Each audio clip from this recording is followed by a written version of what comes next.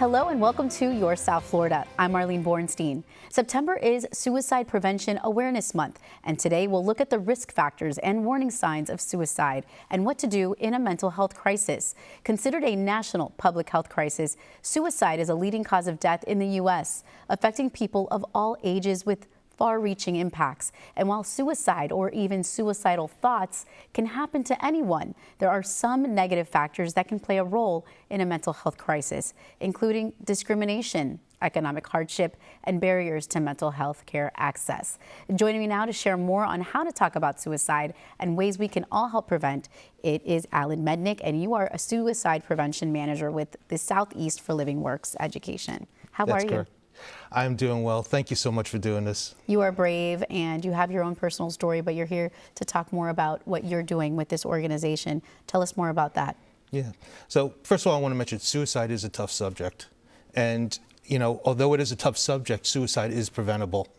And there's hope. And through LivingWorks, what we do is we try to provide the hope to do it.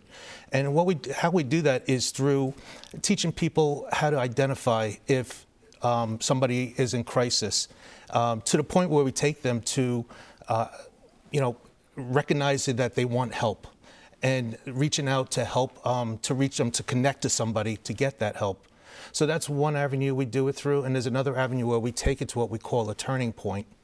And that turning point basically brings out the life in someone and says, I want to live. And at that point, we help them develop a plan. So that's what we do, and we do this through trainings. LivingWorks is the global leader in suicide prevention trainings.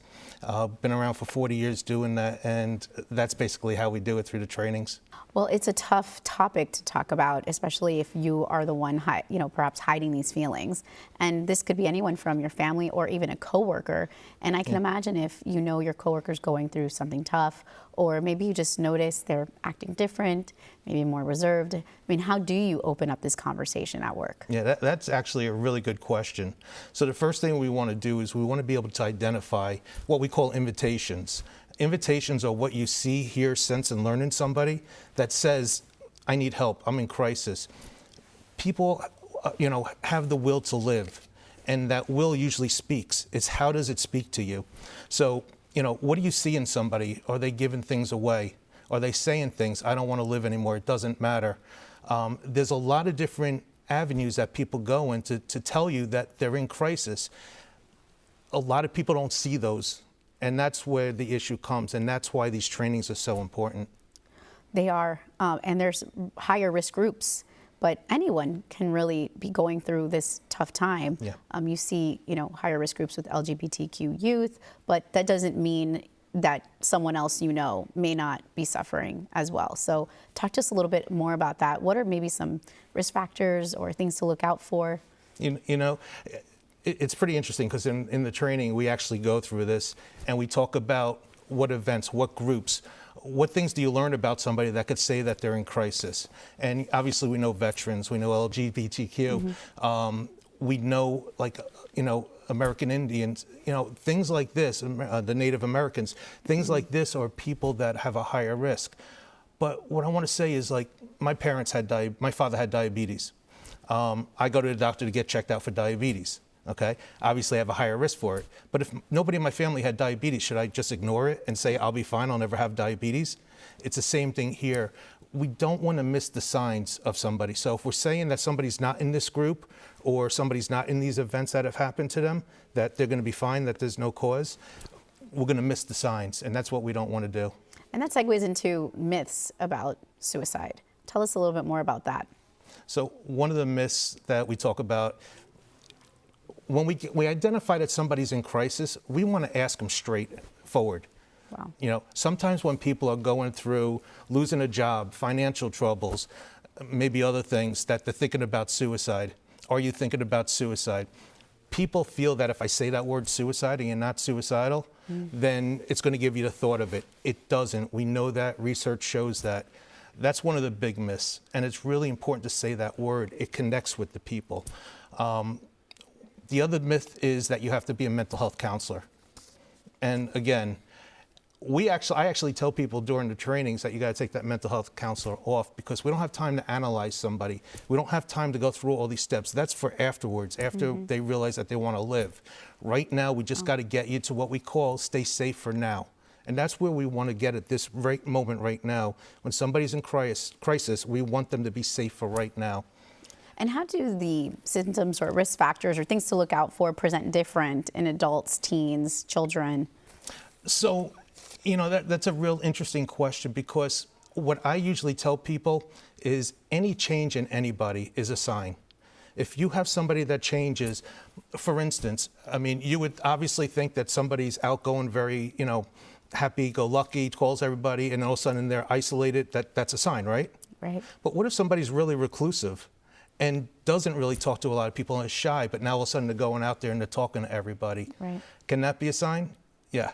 So any kind of changes that go on in anybody, but with kids you see a little bit more, it's a little bit tougher, because obviously they're going to school. If you have grades that are declining, usually they're an A student, now they're getting D's and F's. They're not doing their homework. Things like that could be signs. Typically we say if it's 2 weeks or longer, if it lasts for 2 weeks or longer, that's where the signs come in. But we don't want to ignore anything either. And it's really important. The other thing I just want to bring up with kids, and it happened with me with my son. My son struggled. He has anxiety and depression. And we saw him sleeping more. Hey, he's a teenager. He's going through those times. And that's what you kind of miss too. It actually took 3 of his friends at one point to let us know that he was really struggling. And because of those friends, we were able to bring him to help and get him into a facility. And they basically saved his life. What a blessing. And, the impact of approaching someone who loves that person. So in that case, how is it that you suggest to people to intervene or to help or get involved? What is the right way to approach this conversation with someone who might be at risk? One of the things I always tell people is to be honest with somebody. Never lie. Never tell them that you could do something when you can't do it. And approach them in a direct way. Again, if you know the person, ask them straight out. I know you. I've seen these things changes in you. Sometimes when people are going through that, they're thinking about suicide. And ask them directly. A lot of times what we want to do is we want to use our gut feelings. We want, if they tell us that nothing's wrong, use that gut feeling and, you know what, and press them on it. It's okay, but just be honest with the person and direct with the person. How would you do it with, let's just say, an adult, and then how would you do that with a child or a teenager? Again, so it's done the same exact way. You want to tell them the reason why you see these things going on. You just don't want to come out and say, hey, what's going on with you? You got to have a backing behind it to understand, so they understand why you're asking them the question. And it's just not something that you're saying out there. Right. I also just want to mention, too, is that there are times when you might not be able to help that person because you're not in a good place, or you might be too close or emotional with the person, and that's okay, but you don't want to leave that person just there and say, okay, I'm not in a good place, I'm going to walk away. You want to be able to connect them to somebody that could help them also at that point. Right. Yeah, no, that makes perfect sense. You're identifying someone maybe because you're also going through some things, and that's a tough thing. There are resources out there. But first, is that a reason why you might not want to help that person personally? Is there any other factor, into, maybe referring someone to someone else, or? There's a lot of different reasons why you would do it. For me, again, I'll go to my son. I'm too emotionally close with him. I did lose my daughter to suicide, and because of that, I'm a little bit more sensitive of talking to him. My wife's the strong one in the family, so that's good. But when I recognize that something might be going on with him, I will talk to him, I'll say something, but then I have to get somebody to help me intervene with him. What are the best resources for a mental health crisis? Someone, you want to help them, or someone calling for their own help? Yeah, there's a lot of good resources out there. You could start off with 988 and 211. The crisis unit, they're the crisis hotline. Again, 988 is a perfect resource to use. There's other resources to go to also. The mobile crisis unit is a phenomenal one. There's one in each county in Florida.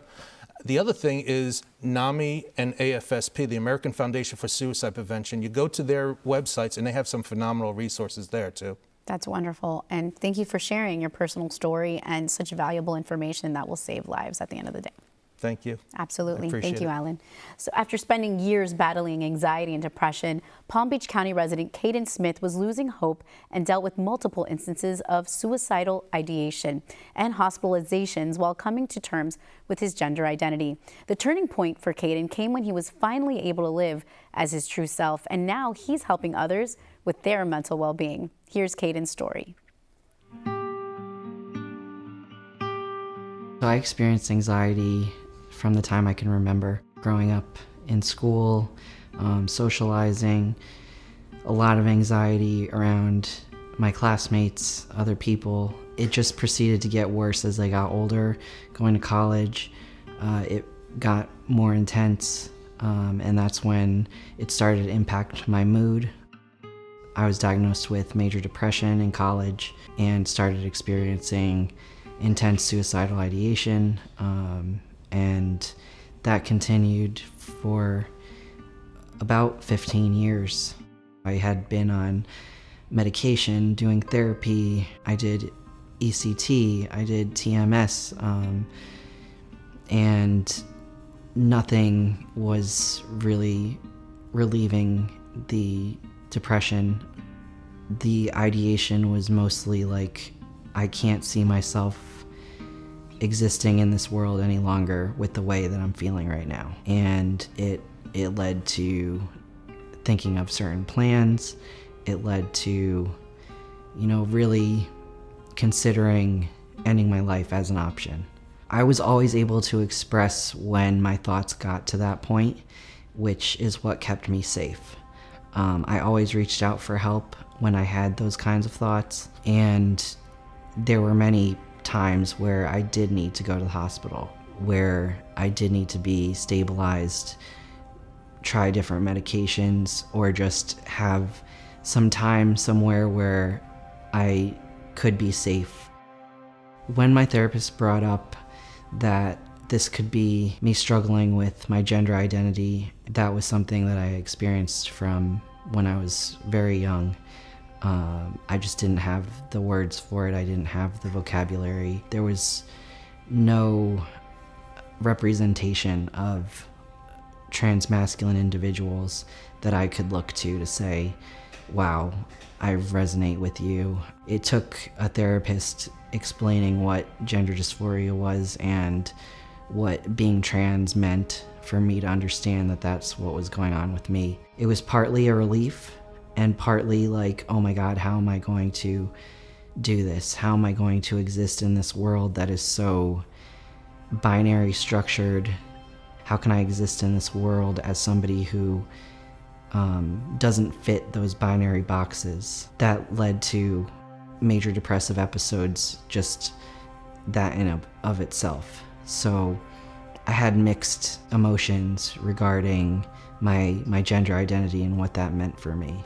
But once I was able to meet other people going through similar things, who, identified similar to me, that gave me hope. I actually went to the Philadelphia Trans Health Conference, and that was my first time really getting exposure to all kinds of people across the gender spectrum and seeing them thriving, happy, just living their lives authentically. That saved my life. I got to a point where I felt like I could do more to give back because I started feeling better. I felt like what I had been through, I went through it for a reason, almost. That's what helped me was other people being visible and outspoken about what they had been through. It gave me the hope to be able to keep going. I have a private practice called Authentic Presence Counseling. I utilize telehealth across the state of Florida. I'm able to be my authentic self and also help other people understand their own authenticity, and it's really powerful, and it's helped me to kind of come to terms with what I've been through. A lot of times with LGBTQ+ individuals, there's a lot of anxiety, a lot of depression, a lot of negative views of themselves because of what they've heard living in our current society, all the messages that we get growing up and throughout our lives every day, even especially in Florida, like that it's not okay to be who you are, or not having that acceptance that is needed by each human being, that connection with others that is meaningful and genuine. A lot of my clients struggle because people very close to them have not accepted who they are. It plays a major role in people's mental health, that lack of acceptance. The ability to relate to other people and provide the space that people need, the validation of their feelings and their experiences, it helps me to feel more confident in myself, which is something that I grew up lacking. The constant negative self-judgments and critical self-talk really kept me down for a long time, and changing that to be more affirming and understanding and just taking care of myself really went a long way. And it's something that I have to practice every day. It's not something that just comes naturally. I make it a point to get to the gym in the morning before I do anything. Getting involved in local community events. I was part of the National Gay Flag Football League for many years. That gave me a sense of joy. It was something that I was told I couldn't do for so many years. Being assigned female at birth, you can't play football. That's for boys. One of the things that I was concerned with, that my family was concerned with, was through the transition process, how was I going to find love in that? It's been challenging, dating, being a gay trans guy. It was a change because prior to that, I was seen as a straight female. So not only was my gender identity a shift, but I was also now part of the gay community for the first time. I am beyond grateful that I was able to find my now fiance, that we found each other. Being with him has unlocked a sense of joy and love that I've never experienced in my life. I can't even put into words these feelings because I never thought that it was possible for me to feel this way. Existing with depression and anxiety for so many years, it's hard to believe that I could feel this good. But since meeting him, my whole world has changed for the better. I am so grateful to have him in my life, and I now, look forward to each and every day. I'm excited for the rest of my life, for the first time, which is a huge shift. Going from, not really caring if, I woke up the next morning, to now planning a wedding and a future. It's a huge shift, and I am so grateful. The aftermath of a suicide can be an overwhelming and traumatic experience for those left behind. That's where the LOSS team comes in. It stands for Local Outreach to Suicide Survivors and is made up of trained volunteers who have also lost loved ones to suicide, providing emotional support and resources to help survivors cope and begin to heal. Earlier, we spoke with LOSS team director and suicide survivor Phil Bulone to learn more about their work, his lived experience with suicide, and the healing power of art. MHA of Southeast Florida has been in Broward County since 1957, and we are primarily a referral agency for mental health programs. And we also offer the BrowardConnections.org link on our website, which provides lots of resources for mental health and community services in the county. And we also have the Nine Muses Art Center, which is a drop-in center. So anyone 18 and over is welcome to come and take some classes in art, music, creative writing, lots of different creative outlet classes. And they also run support groups. and the only requirement is that you have a mental health diagnosis. MHA is also an agency that emphasizes peer support, so it was a natural fit for the LOST team to be housed with Mental Health America of Southeast Florida in that perspective. The LOST team, which stands for Local Outreach to Suicide Survivors, more particularly lost survivors, those who've lost someone to suicide, is based on a national model. And MHA of Southeast Florida saw the value and the need of that in the community and worked with the Broward County Suicide Prevention Coalition to bring the LOST team to Broward County. We are the only active and funded LOST team in the state of Florida. Studies have shown that before our LOST teams are implemented in the community, it could take about 4.5 years for a family to reach out for help because of so much stigma involved with the suicide death. So our goal is to reduce that to an immediate response as possible. And studies show that that time gap has actually reduced from 4.5 years to about 43 days in areas where there is a LOST team. It was important for the Broward LOST team, all their staff and all their volunteers to have a lived experience with suicide loss. So all the staff on the LOST team and volunteers have lost a loved one to suicide. We work in partnership with law enforcement. In certain cases, they'll call us out and we'll arrive at the scene, usually with 2 survivors. And we'll get some information if we can before we get out to the scene to understand the family makeup or who is left behind, what the method of death was, and then we'll do our best to curate a match of at least one person on the team to have had at least as the closest experience as possible to relate to that family or loved one left behind. Because of the death being so stigmatized and sudden and violent and traumatic, a lot of what our role is to appear on scene or get there as soon as possible. And just by saying, I too lost a loved one to suicide, helps to break down that stigma. And you see that, you see it in the families and those left behind when you approach them and just utter those words. It gives permission to that person to talk about suicide, to talk about their loved one. And we all know that we're very vulnerable in that point in time. So it's not just talking about the suicide death, but then suicide prevention measures. Because we are a post-vention program, which means our goal is to instill hope and prevent further suicides after a suicide.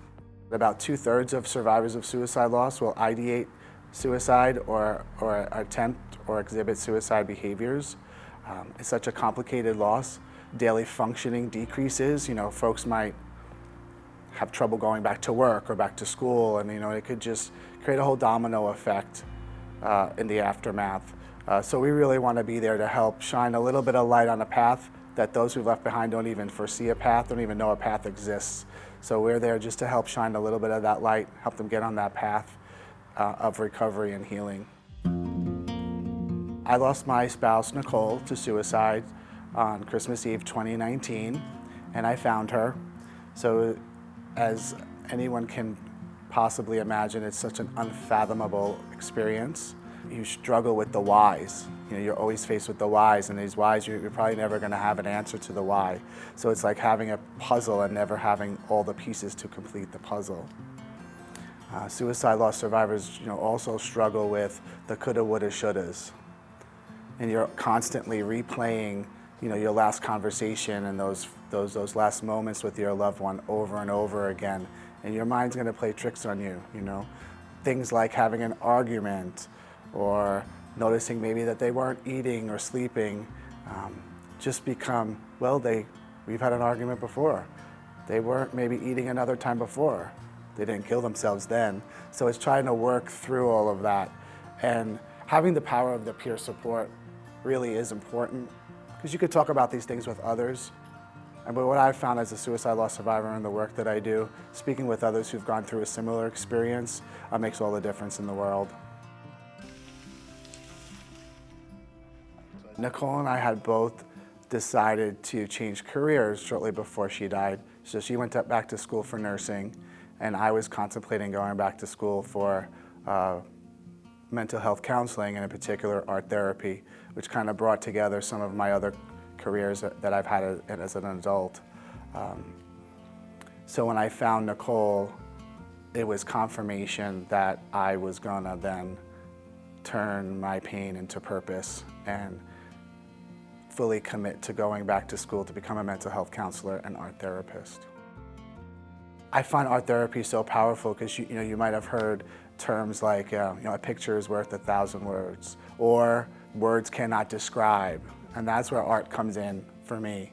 It's another language to use. It's another language to express emotions, to work through emotions. It's also an opportunity to bring form to the pain or to the anguish, where otherwise words can't really do. So bringing that form so you can see it, address it, befriend it, work with it, and move forward with it. I'm honored and privileged that Mental Health America of Southeast Florida will be exhibiting my artwork in October.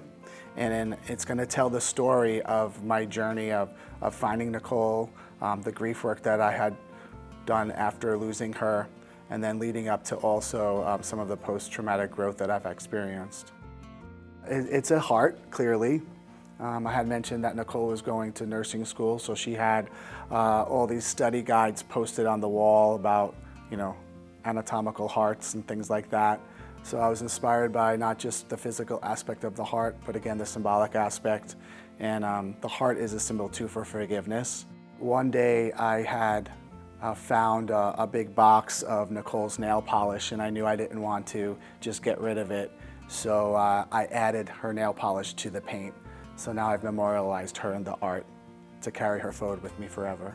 So what I've learned in my studies through postvention work is those that show the most post-traumatic growth have 4 areas kind of really illuminated in their life. So one is family. Family is important. Having family, whether it's biological family or your friends' family. However, family is not enough. So also having a faith practice and a sort of a spiritual component to your life. Having a curiosity and an intention to seek joy in life. And then also helping others.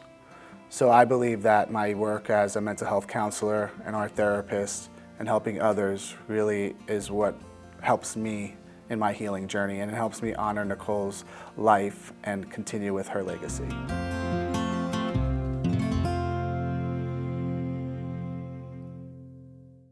If you or someone you know is experiencing suicidal thoughts or a mental health crisis, please call or text the National Suicide and Crisis Lifeline at 988, or call or text your local crisis hotline at 211. These services are free and confidential. I'm Arlene Bornstein. Thanks for watching. For more stories about your South Florida community and local resources, like, subscribe, and click the video below.